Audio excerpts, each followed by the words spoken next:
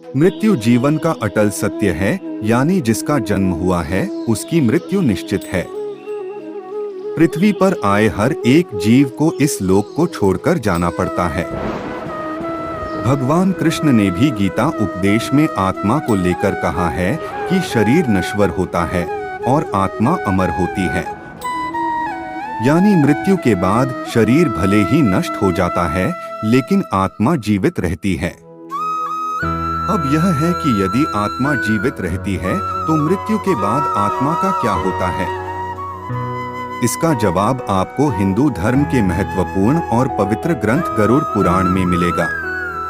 गरुड़ पुराण में भगवान विष्णु के वाहन पक्षीराज गरुड़ पूछते हैं, नारायण, मृत्यु के बाद आत्मा का क्या होता है और आत्मा कितने दिनों के बाद यमलोक पहुंचती है? गरुड़ के सवाल का जवाब देते हुए भगवान विष्णु कहते हैं, मृत्यु के बाद जीवात्मा को यमलोक तक की यात्रा करने में पूरे 47 दिन लग जाते हैं। इन 47 दिनों के दौरान उसे कई तरह की यातनाओं का भी सामना करना पड़ता है।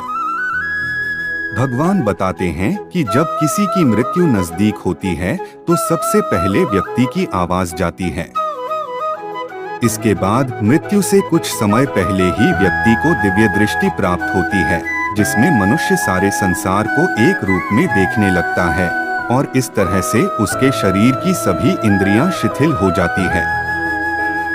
जब व्यक्ति की मृत्यु हो जाती है तो यमलोक से 2 दूत आते हैं और दूतों को देख आत्मा शरीर का त्याग कर बाहर निकल जाती है।